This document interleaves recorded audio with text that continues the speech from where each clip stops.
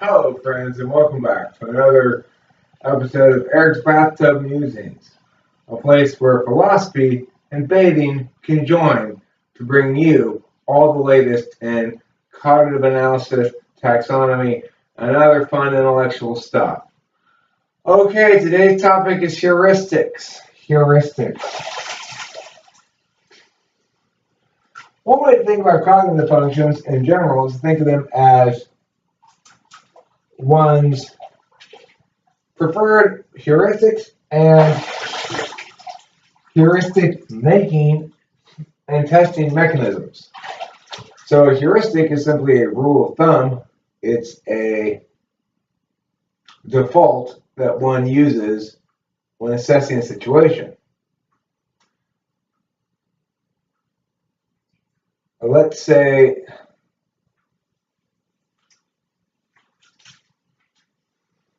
I'm going to rent an apartment. I'm going to go check out an apartment to rent. And I notice a lot of teenagers hanging around outside the apartment building. Well, depending on my type, I might react to that differently. And it depends also on what the teenagers look like and stuff like that. So, regardless, I'm going to have some sort of heuristic about that, some sort of rule of thumb that allows me to, without going and talking to all the teenagers, without really testing my hypothesis, simply make a decision about the place. Oh, it looks kind of gangy, I might say. Or it looks loud because there's a lot of teenagers around. Or it looks subject to a lot of crime because I don't like looks of them teens, or whatever you might conclude. Maybe you conclude that I'm going to fit in fine here with me and my 3 teenage boys. Or maybe you conclude, I don't want my teenagers around these teenagers. Whatever it is, you've got some sort of rule of thumb for dealing with it without actually analyzing the situation in great depth. If we had to do a full amount of research and due diligence on everything, we'd never get anything accomplished. So the heuristics that one uses and creates as one moves through life are very closely related to the cognitive function stack. So, for example, as an extroverted intuitor, my default nature, which is my number one underlying heuristic, is when I enter a new situation, is to take from whatever is there and build off it new possibilities, new meanings, new words, new storylines, new narratives, whatever. I do that without thinking about it. I don't go into a situation and say, how am I going to approach this new event, this new phenomenon, in such a way that I can make evaluations of it and interact with the situation appropriately. Some types make better first impressions than others. ENTPs don't usually make very good impressions. I don't, because in high stress situations, what tends to come off is the SE. That just tends to go off, the loose cannon function. It's very much related to situations where you're compelled to move in some fashion without, in an environment that you're not comfortable with, or in a time frame you're not comfortable with, or whatever. So, especially with first impressions, it's a circumstance in which an individual is relying on a lot of FE,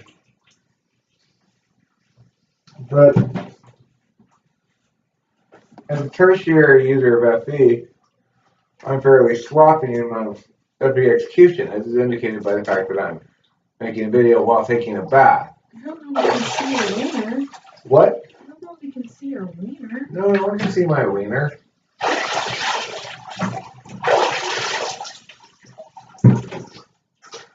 Anyway, that was Kimberly.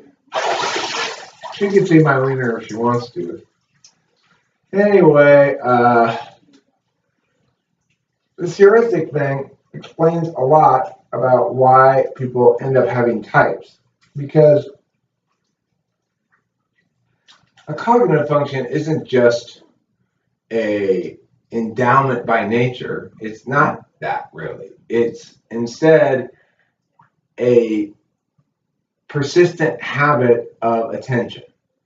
And we all exist in different manners of attention, including ones that are not our favorite manners of attention. The more one metacognates, the more one is able to identify those moments, distinguish between them, and say, okay, well, this is what is happening right now. I'm experiencing FI. It's confusing me. I don't know what to do about it.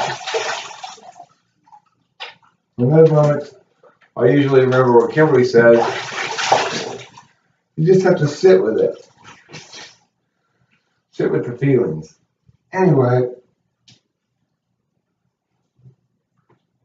my point is, for me, my heuristics are as follows.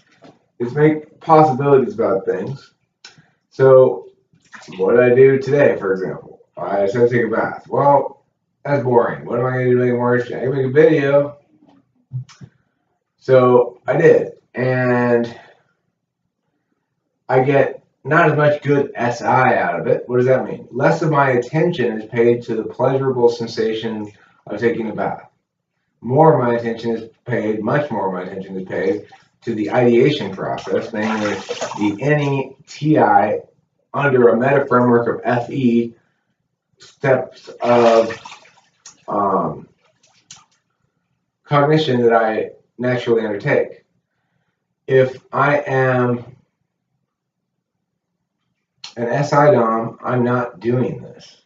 I'm not making a video while I'm taking a bath. I'm just taking a bath as an end in itself that meets all my needs in the moment and should be attended to with all my attention. So when you come up against somebody who's arguing something like, people can't be typed, everyone's unique, typing is hocus pocus, or just the same thing as astrology or whatever, the explanation to answer that is no, it's not, because there are a finite number of ways that people pay attention, and people pay attention habitually in certain of those manners and not in others. They value highly things that achieve legitimacy under certain manners of attention and countervalue those that don't. This is naturally the case. By metacognating, you might free yourself from some of those reflexive limitations that come along with not metacogniting about how you pay attention, or failing to even distinguish between the fact that you do pay attention in different ways, that it can be taxonomy. These things are all critical to, in my opinion, the ultimate development of the self. If you aren't operating with a model that taxonomies attention, it's not about typing people. It's about understanding the ways in which people pay attention and the ways in which those manners of attention relate to each other. The reason FI is my seventh function is because it runs directly counter to my tool function.